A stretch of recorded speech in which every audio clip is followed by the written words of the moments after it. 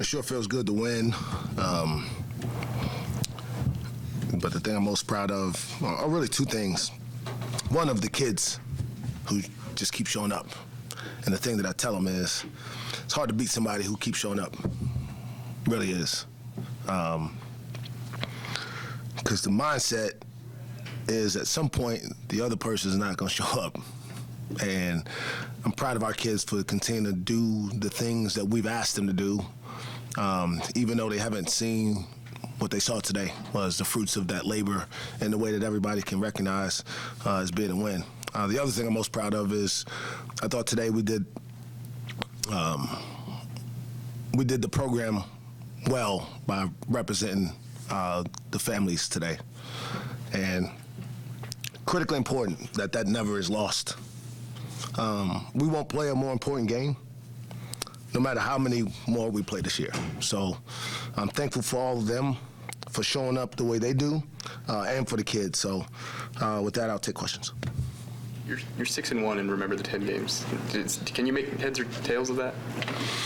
No, I don't even remember each game individually. I do remember that each year I get an opportunity to speak to them. And so I try not to look any deeper into those type of trends because I don't know who we played, where the games have been, what the circumstances may have been at the time with the team per se. So what I focused on was, making sure our guys knew what this was about. And then making sure that we were also prepared to play against somebody today because, this may sound like a coach just trying to pump up a win, but when you look at their roster, talent-wise, I'm not sure there's a better one top to bottom in our conference.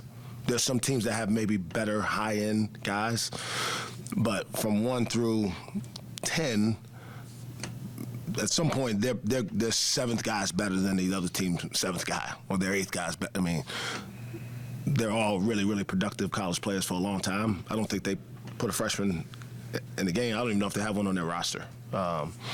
So I try to really focus on making sure that we didn't get so wrapped up in the emotion of the game that we also didn't prepare well. And so there was a balance in doing both of those things. I know you'll be asked by those of us about some of the offensive circumstances late in the game, what happened, corner three and free throws and all of that. But the last 3 minutes, every defensive possession, it was screwed down by your guys. Yeah, I mean, it's one of the things that, I think we talked about the other day is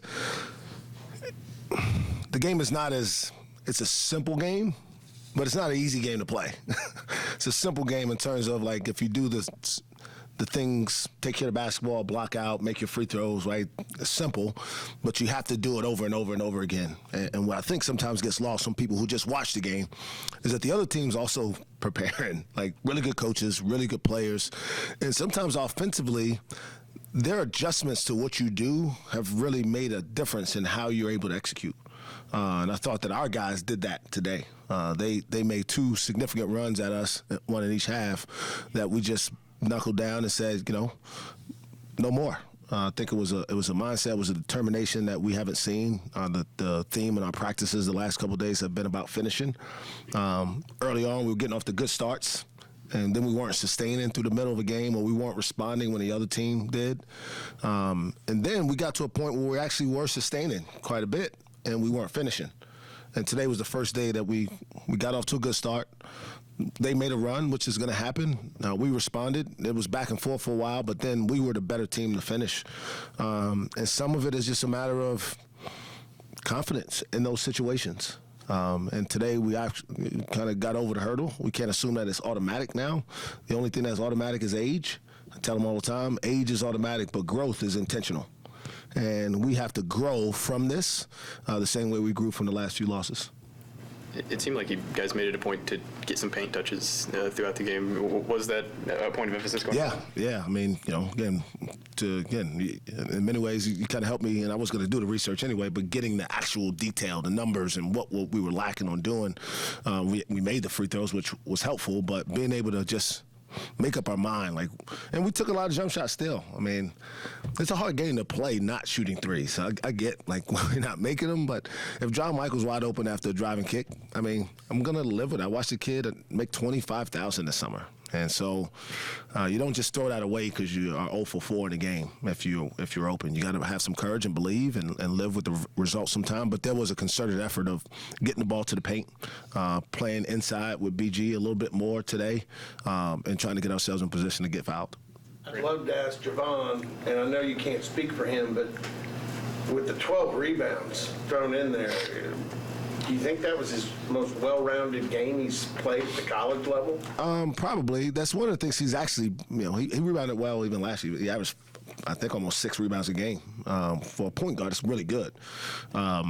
So he has the ability to, but I think he just played with a determination that he was going to be in the mix. And we've talked to him about playing with the smaller lineup. Rebounding's been a little bit more of an issue. The last few games certainly hurt us in our game earlier this week. So that he's taking that burden on while also still being able to find shots, while also being able to make team plays for his teammates, it gives you great confidence that as he continues to grow and learn how to balance that game like that, our team will keep getting better. We've talked about Brandon plenty, but for him to have the game that he had today, for him to hit the free throws he hit, he didn't have a foul with no Mike Marsh. Just what you kind of think of his performance? Yeah, just proud. Really, I've been on him pretty hard in practice, and really it's because I believe so much in who he can become. I believe in who he is now, but I believe even more in, he's a baby. I mean, literally, he's playing against real adults out there, and he's playing with more courage and more confidence as the game goes along. I think after the game against Baylor, where there was another freshman out there, it was Warren Washington, who's 25, Robert Jones, who's 25.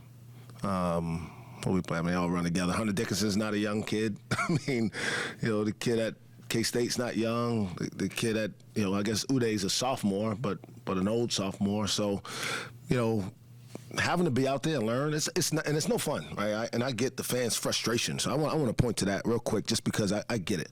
But we also are really trying to invest in this kid getting better. That's a big part of what we're doing right now. And it's not going to look great all the time. I'm hoping he plays well on Tuesday, but the other team's going to also make a game plan to try to stop it from happening. So how do we respond? If we can grow a little bit better than we did the last time he played well, that'll be a win in my book. How much better is Brandon? I mean, I know he played well against Baylor, but how much have you seen him grow just in conference play? It's hard to really quantify it without knowing the things that he's gotten better at, right? Today he kind of got spun around a little bit in ball screen coverages because they were shooting at the point of the screen. And most teams don't do that. They try to get downhill because they want to play two-man basketball at a big who's dropping. So then he started to try to come out of the paint a little bit more. And again, it's just that stuff right there, he'll be better at in 3 weeks than he is now. He's better at the drop coverage than he was 3 weeks ago. He's better at getting post position deeper than he was 3 weeks ago. But sometimes most people can only see the stat sheet, but to step up and make those free throws late, big deal. And so I see all the things that I need to see that give me confidence that he's going to be a damn good college basketball player. He's going to be in position to make a lot of money playing basketball for a long time. What do you like about the starting lineup that you've gone to here lately, and in particular what Eric is bringing off the bench? Yeah, so again, that came up a few weeks ago when he was starting. We were getting pretty much all of our offensive production from the starting group. And you need some balance. And so he gives us that. We know he can score. He's a guy who's going to come in, and I don't know if it's 8 or 18, but he's going to get some baskets, but he's a threat to score. And in particular, playing him as a 5, which we've done a lot more here in the last 3 games, he gives you a little bit of a mismatch because 5 men naturally aren't used to coming out and playing on the perimeter where he can drive and make passes. So having that element coming off the bench is a big boost to us. But it also, with our starters, it gives us more floor spacing for Javon and Bryce to be able to make plays because John Michael and Connor are threats to shoot. And it gives you an opportunity for a lob attempt and pick and roll with Javon and Brandon. BT didn't necessarily have the greatest game, but he hits that 3 late. What can you kind of say about his willingness to keep going. Yes, that's the sign of a guy who's been through college basketball a lot of times and understanding that, as long as you're out there, you find a way to impact the game. What goes unseen there is he was assigned to Rick on battle for most of the game. And their leading scorer didn't have a very good night. No assists, 5 turnovers. A lot to do with Bryce's focus on the defensive end, something that he could not do 2 years ago. And so to see him be able to embrace that and still have the confidence when we needed a big shot to take it, even though he had a turnover there, he missed a couple layups. That's what you need out of your seniors, is just poise in those moments, regardless of how the game has gone for them. A lot of times freshmen can't get to that place because emotionally they're stuck in those other plays still. But again, that's what happens when you get a little bit older and you've been through it a few times.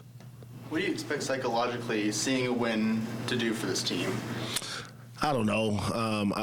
I used to try to play that game. I really did. And I used to try to play it about shoot-arounds and about, what guys ate for pregame meal and, how much sleep did you get last night. And I think those things are still all important. I just don't know how to quantify them anymore. And I think it's becoming less quantifiable because, again, kids are so different, I said probably 4 years ago, we used to tell kids, go outside and play. Get off your phones. And then for 2 years, we told them not to go outside and play with anybody. Don't talk to anybody. Don't spend any time with anybody. And so they've kind of was like, okay, we'll do that. And they're there. Like, they play video games all day long. They sit in their rooms. They don't really go out. They don't interact with a whole bunch of people. So we have to just adjust. I guess to answer your question is I don't know from a psychological standpoint. I'm going to try to go watch as much film on Kansas as possible, including our last game, and see if we can prepare them to play against a really good team with a really good coach. Tonight, or will you Tonight. Not take any time to? There's no time. It's a hard business, man. Like, it is what it is, If I were you, I would take a couple of hours at least and enjoy that. Yeah, Bill Self's really good, so I can't assume. And I think they lost today. They did. So, there you go. Yeah. Did you think Kerr was ever going to miss, and how frustrating is that whenever you play decent defense on him and he still keeps hitting? Yeah, he's a really good player. We recruited him a little bit when he first got in the portal. And we knew he shot it, but he's still more facilitating minded. But I think once battle wasn't going, he started to get more aggressive.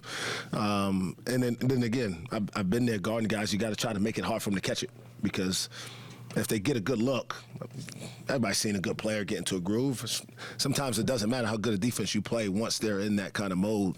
But he missed a couple late that we needed him to miss because we kept pursuing.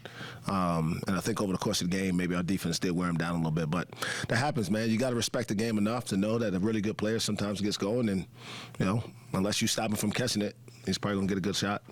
What would you say about your defensive ability to not get in foul trouble, especially in that first half? That really hasn't been an issue for this team. Maybe it's part of, us not being as aggressive or physical defensively. But fouls haven't been much of an issue for this group. So I'm not really surprised by that. We don't really play in a way that puts us in position to foul a lot. But I did think that we rebounded well, which was really, really important. That's something we have been struggling with lately. Yes, Coach. You play Kansas on Tuesday. That's twice in 2 weeks. That you'll have seen the same team, same guys. They'll see your guys. Is that an advantage? Is that a disadvantage? I mean, how do you kind of look, or is it just how the schedule falls? So much of that stuff. I mean, honestly, like when we first get the schedule, I try to scan it and then I try to forget about it. Like, preparing for West Virginia is like nauseating. So to think about Kansas at all in that moment, like, just shoot yourself. Like, what are you gonna do? So, like, I don't know. I haven't thought about it, but I'm going to go upstairs and get the film and turn on, see how they lost today and see if we can replicate some of those things, see the things that we didn't do well when we played them 2 weeks ago and try to do those better and see if we can put ourselves in position to do something that's been really, really hard for a lot of people, which is going to Allen Fieldhouse win.